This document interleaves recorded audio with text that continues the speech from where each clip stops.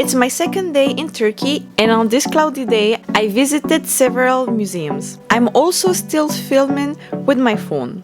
In the next video, my camera will be fixed and you will see better quality images. The Archaeological Museum in Istanbul is the first museum in Turkey and is divided into three sections: the Archaeology Museum, the Museum of Ancient Orient, and the Tile Kiosk Museum. I started with the Museum of the Ancient Orient. There are artifacts from the pre-Islamic period of the Arabian Peninsula, of the Egyptian civilization, which, by the way, you can go see my videos about my trip to Egypt. My favorite part was about Mesopotamia. I found how the early civilization had formed to be very interesting to me. Ancient Greek writers called the land between the Euphrates and Tigris rivers Mesopotamia, which means between rivers. It was located where Iraq is today. The Sumerians arrived in these lands around 3600 BC. Something that I was excited to see were the tablets with the oldest writing system in the world, the cuneiform.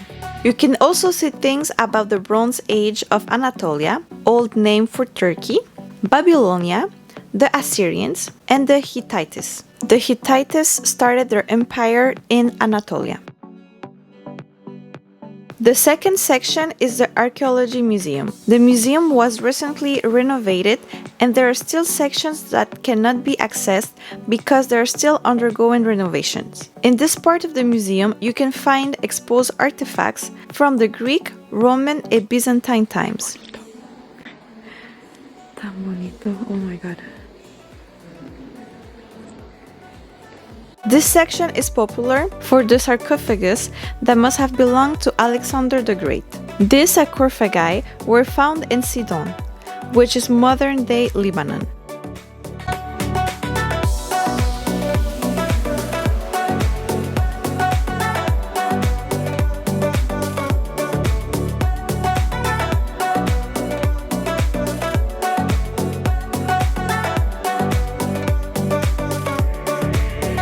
The third section of the museum is what is known as the Tile Kiosk Museum. On display here are Seljuk, Anatolian, and Ottoman tiles and ceramics dating from the end of the 12th century to the beginning of the 20th century. Istanbul Archaeology Museum has been gathering pieces from various periods, geographies, and dynasties.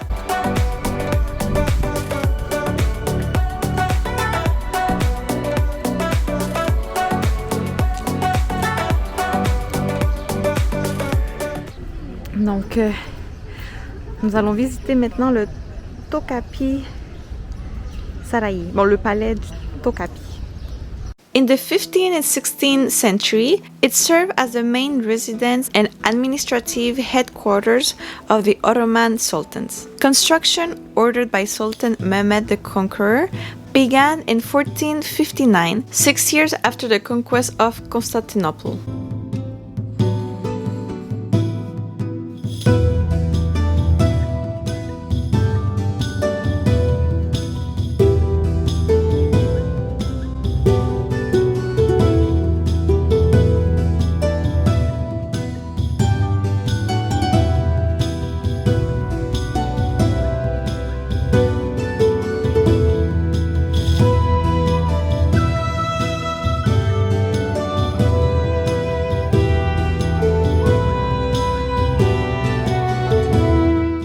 C'est tellement grand.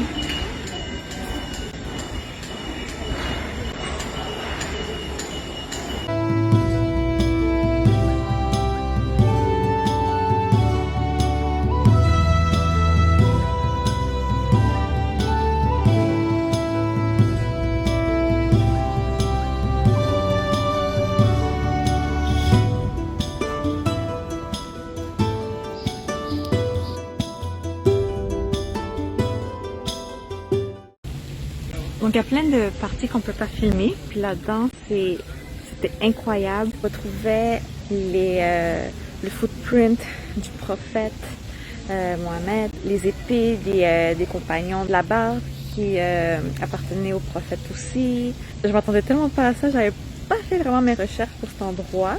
On m'a juste conseillé d'aller, alors je suis là. C'est vraiment incroyable et surprenant de retrouver des affaires qui appartenaient au prophète, par rapport à la Kaaba aussi. Je savais vraiment pas que ça existait. Je savais pas qu'il y avait comme des objets ou des affaires qui appartenaient au prophète, à ses compagnons, qui étaient accessibles et tout. Donc, c'est une belle surprise, vraiment. In Arabic, the word haram means a holy place where not everyone is allowed to enter. In the context of Ottoman palaces, the harem was the private residence of the palace where the sultan lived with his mother, wife, children, siblings, the concubines, maid, and the black eunuchs who guarded the premises. This place was forbidden to the public. It has nearly 300 rooms, 9 baths, 2 mosques, 1 hospital, 1 laundry room, and numerous dormitories.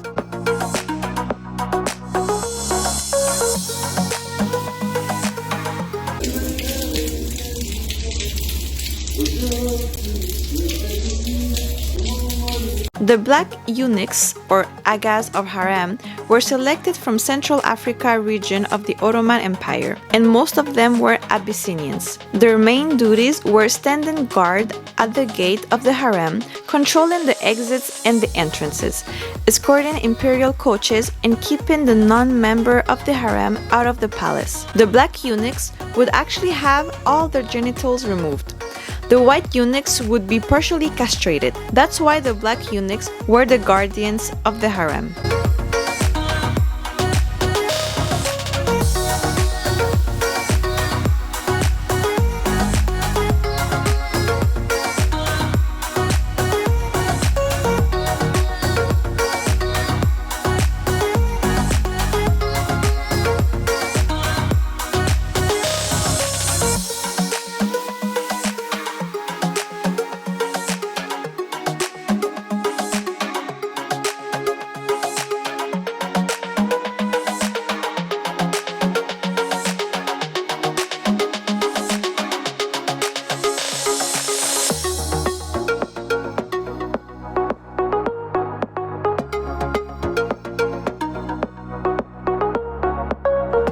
J'ai commencé la tournée après le musée archéologique par l'église, je dis église parce qu'avant c'était bien sûr une église du temps des Byzantins, donc ici en arrière c'est Hagia Irène. Ensuite j'ai passé au palais, donc ce qu'on voit derrière c'est le palais. C'était incroyable. En ce moment je vais mourir de faim, mais je voulais pas sortir du palais. Les décors et le style islamique est juste incroyable. J'ai toujours aimé les palais les palais islamiques.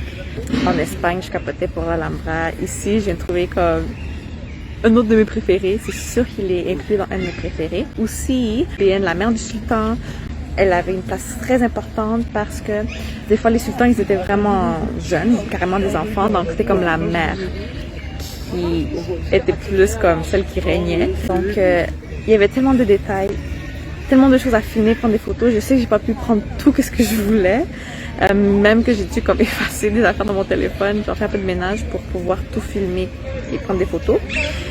Mais j'espère que ça vous a donné le goût de venir parce que Claire, ça fait partie d'un de mes préférés. C'était beau, très très beau. Là, je vais aller manger, m'acheter un chandail. J'ai froid. Puis, comme vous voyez, il pleut. Mes bas sont très mouillés. Et j'espère avoir le temps d'aller voir Hagia Sophia, puis The Blue Mosque ce soir. Donc, on va voir si j'ai le temps de faire tout ça.